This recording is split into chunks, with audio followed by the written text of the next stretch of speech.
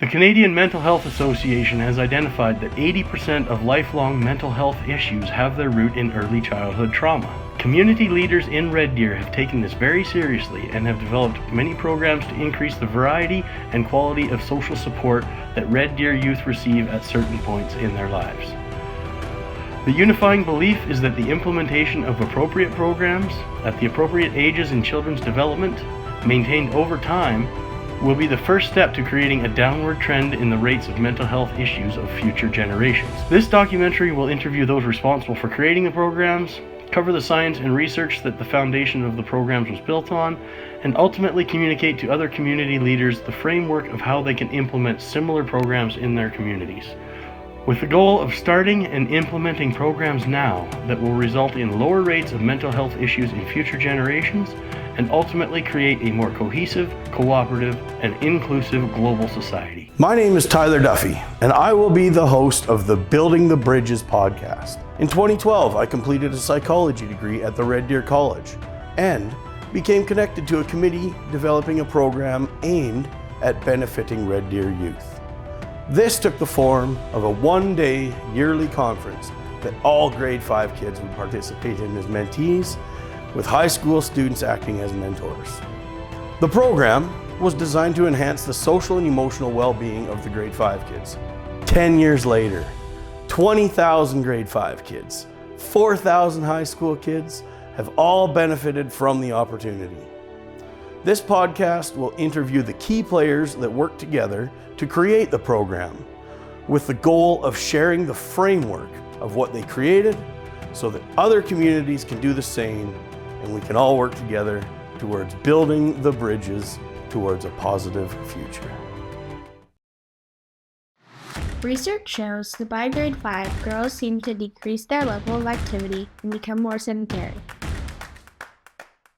Grow Kids is a one-day event that provides sessions around nutrition, positive body image, healthy relationships, and overall health and wellness.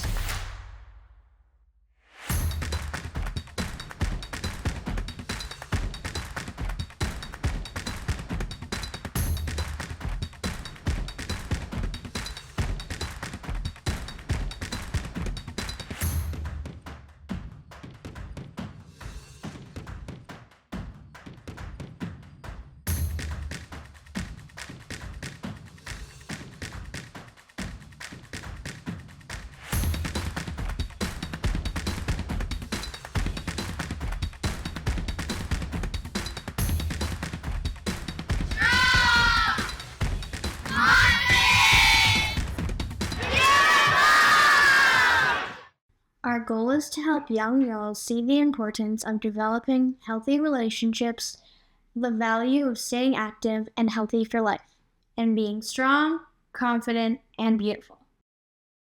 My name is Denise Verdeen, and I am the Move Your Mood Coordinator for Alberta Health Services in Addiction and Mental Health Prevention and Promotion.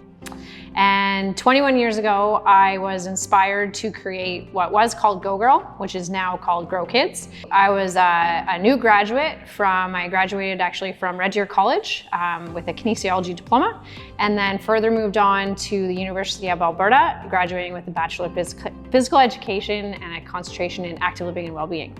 Upon graduating, I received the role at Red Deer College at the time, Red Deer Polytechnic now, as the Be Fit for Life coordinator.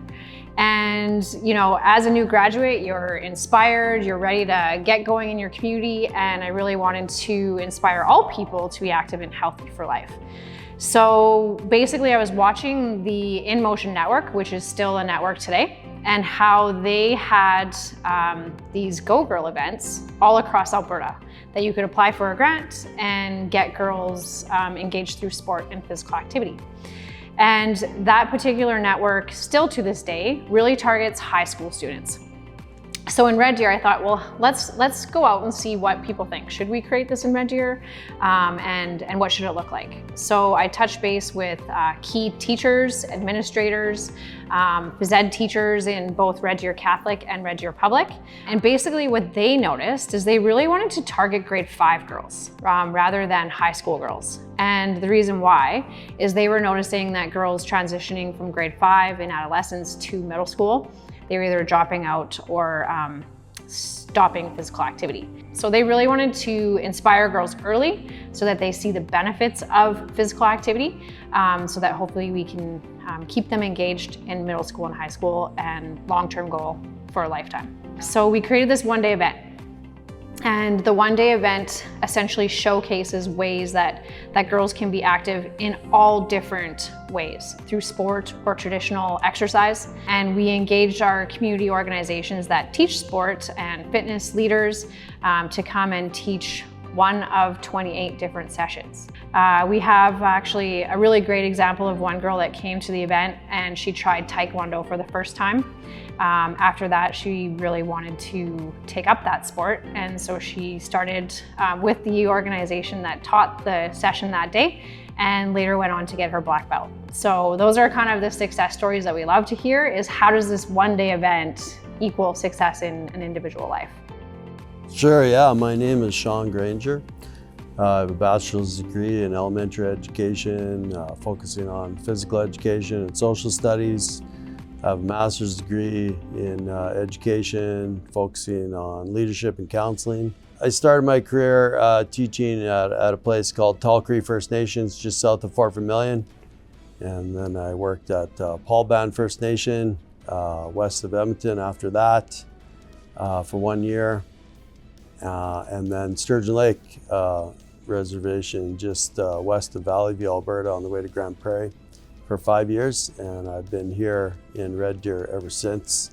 Well, that age, 9 to 14, with respect to mental health and the evolution of your mental health, is highly critical in terms of your, life development. Kids from birth to, middle school age, let's say, 11 years old, live in a fairly insular world.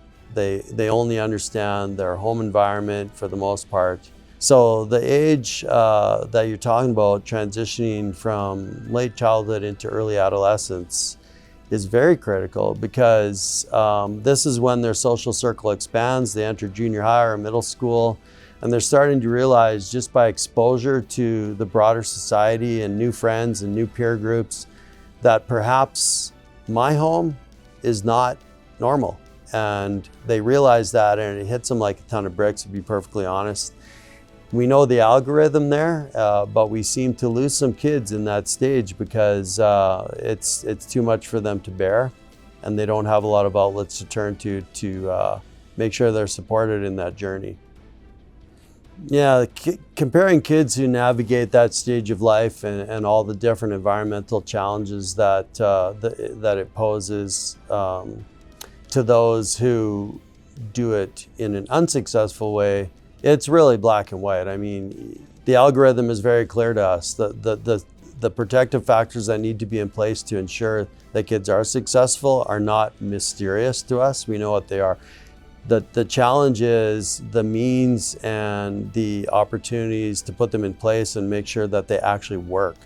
So I'm a big resiliency advocate. I'm not here to say that kids who don't have those supports will absolutely fail 100% of the time, because that's simply not true.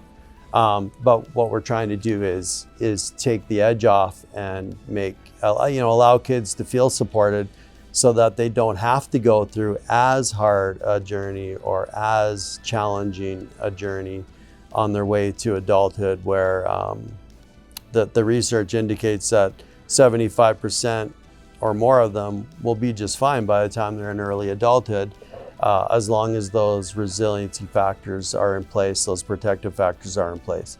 So what I think we're really talking about here is, can we make it easier for kids to get to where they're going to get, as opposed to gambling on the fact that they might not get there at all? Why are we making it hard when we don't need to? We know what we need to do to support them. Well, there's seminal research that I cite all the time. Emmy Werner and Ruth Smith is studying approximately 250, 300 babies born on the island of Kauai during the mid to late 1950s.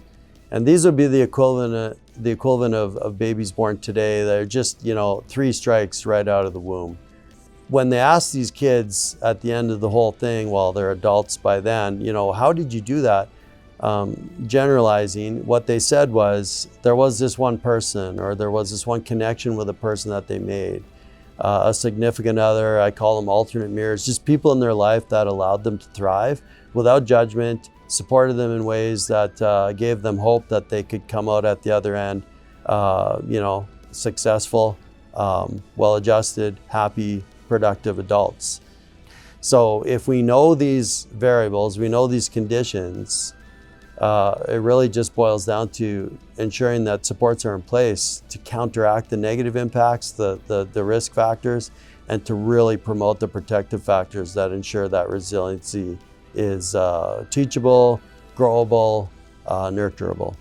So when you make connections with significant others, alternate mirrors, people who support you without judgment, they hold you to a high standard, but they walk beside you, they don't push you, they don't pull you. The odds become much, much greater that you're going to thrive as opposed to just survive. At the start of the Move Your Mood program, we did 2 research studies. So one research study was with children in schools. And so we would have psychology students and kinesiology students going into the schools and exercising with kids 2 to 3 times per week. And we measured their mental health outcomes at the beginning and the end of the 8-week program. We did not see a huge change in mental health outcomes with that group of kids. The kids loved it. They didn't want it to end. They loved being active. So we know that this is important for all kids. 100%, hands down, kids love it. Then our second research study was with children and youth that were accessing addiction and mental health. So they were referred from a child or youth therapist or a community liaison worker in the school, which is actually still our model to this day. Those kids, again, were exercising with us 2 to 3 times per week, and we were only exercising. And we found within 4 weeks, their coping strategies improved, not a lot of change in mental health outcomes. And at 8 weeks, we saw significant change in mental health outcomes. So improved stress, improved mood, improved anxiety and depression, and also improved intrinsic motivation to exercise. We can tell from that research study that kids that are struggling with a mental health concern that come into the program, it works really well for them. It works really well for all kids. Exercise, positive coping strategies, all of these healthy lifestyle things we all need, and it prevents mental health concerns, but it also is a good treatment strategy as well. So I think that for the Grow Kids event, the goal is really just to inspire girls to be themselves and to know that everybody is unique and different. And so in our differences, we're all going to move in different ways too. And so that's why we showcase so many different ways to move their bodies. So I think it's really trying to inspire everyone to understand like we're all unique, and really just educating the girls that it actually does improve your mental and physical wellness. So there's the piece of like, yeah, you came to the day, that was fun, but here's why we want you to continue, and also how you can continue. So the organizations that we ask to come to the event, they volunteer every year, and they've actually been mostly the same organizations over 21 years, which is pretty cool as well. We want them to showcase what do you teach and how can girls continue after the event. So if they are interested, we can connect them to the Taekwondo studio so that they can continue that there. So I would say, yes, we're trying to inspire girls. We're trying to get them to understand that they're unique and beautiful in their own bodies, how they can move, why they should move, and how they can continue. And then the ultimate goal is that they're active and healthy for life. Well, one of the positive things that have come out of what we now call Grow Kids, and it was an unanticipated consequence. We employ several dozen, close to 100 high school age kids each year as the mentors for the day, the leaders, the group leaders, and they've done an outstanding job since day one. We needed them logistically, but unanticipated was the impact that this event had on them as the mentors, as opposed to the proteges. So the first year, it was kind of cool for me because my son is one of these kids. his first year in grade 5 was, I believe, the first or second year that we did grow boys. And a few years later, when he was in grade 9, he came back as a mentor. And I would say that the vast majority of kids who volunteer for us currently are kids that participated in grade 5 and committed to coming back because of their experience in grade 5 as leaders of the process. So that was really interesting. As I said, an unanticipated positive consequence, but it's clear that the value of this event extends beyond 5th grade age group, and anything we can do to get people together along the journey of positive life development, teaching and learning together and sharing time and experience together can't be a bad thing. You know, this event has been happening for 21 years. We've had some really good momentum with sponsorships. Of course, our school districts support it, but we do always look for sponsors. I might not be doing this for another 21 years, but my goal is actually to reach out next year to those high school mentors and the next generation to say, I would really like to teach you how to continue this, so that when I leave and I'm not doing this anymore, then someone else is continuing that on. So that's kind of my next goal, is how do we get those younger girls inspired, and they're going to bring unique and innovative ideas that I haven't even thought of, or our group hasn't thought of, right? What would I say to a large corporate entity to convince them that they need to support a positive youth development? I would say that corporate entities are also members of the community, and I feel like the corporate world has a responsibility to be socially responsible about, you know, nurturing the kinds of people that they want as clients and employees in the future. Corporations like Telus and others, they have an ability to support things financially that on the ground we don't really have that, you know, that luxury. And we're all in the same society. We're all hopefully interested in the same thing, making this society the best, most environmentally sound place for people to thrive.